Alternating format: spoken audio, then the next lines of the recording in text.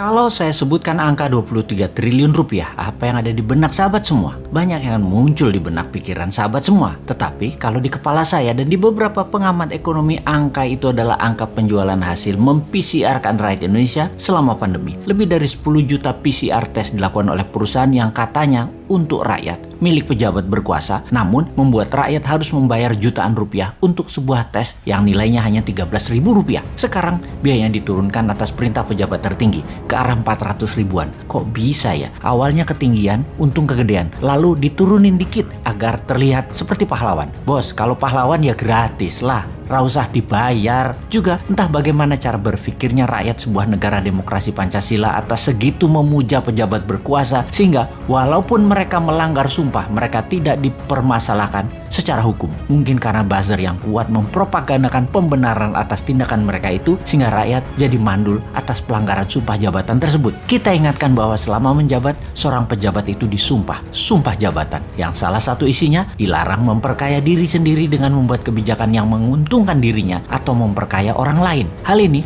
sekarang dilakukan oleh orang di sekeliling penguasa yang baik, yang jujur, yang rendah hati pilihan rakyat tersebut, namun membiarkan banyak penyalahgunaan jabatan oleh orang-orang di sekelilingnya. Ini bukan kita loh yang mengatakan, ini dikatakan dengan tegas berkali-kali oleh Profesor Mahfud MD.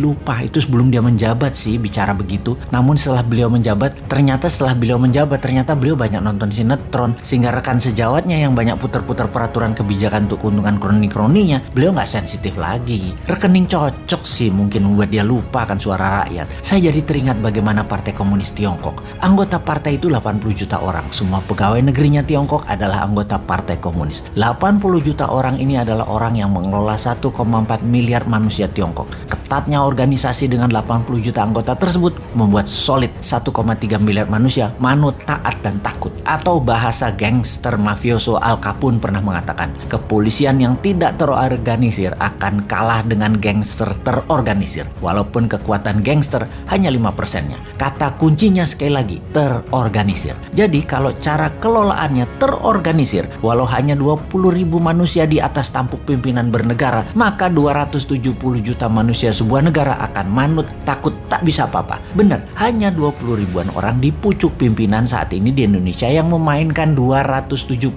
juta manusia Indonesia yang swargo nunut neroko katut, atau digiring ke surga ya ikut, digiring ke neraka ya ke bawah. 20 ribuan manusia itu siapa saja? Puncuk pimpinan tertinggi pemerintahan dan para menteri dan para pejabat eselon 1 departemen ke departemen lainnya plus BUMN, nggak ada 2 ribuan orang. Militer dan kepolisian tidak lebih 100 orang yang berbintang 3 dan berbintang 4. Anggota DPR dan elitis parpol sampai DPRD tidak sampai 10 ribuan orang. Pemerintah daerah, gubernur, bupati, wali kota beserta jajaran tinggi Pemda, nggak ada 3 ribuan orang. Di seluruh jabatan publik posisi elitnya tidak sampai 3 ribuan orang. Sekali lagi, hanya 20 ribuan pejabat pengambil keputusan yang mempengaruhi 270 juta manusia Indonesia. Mau dibuat pinter rakyatnya, mentalnya mau jadi kuat, manusianya menjadi produktif, atau mau dibuat rakyat Indonesia ini menjadi malas, manut, takut, atau mau dibuat menjadi negara yang ditakuti dunia, dihormati, menjadi negara kaya, menjadi negara superpower militernya, menjadi negara yang mendominasi laut. Ya hanya 20 ribuan orang ini saja yang bekerja. Kalau 20 ribuan orang ini pragmatis, meniru pucuk-pucuk pimpinan jabatan yang kasual, yang memainkan kebijakan untuk kepentingan kantongnya dan kroninya, ya semuanya yang 20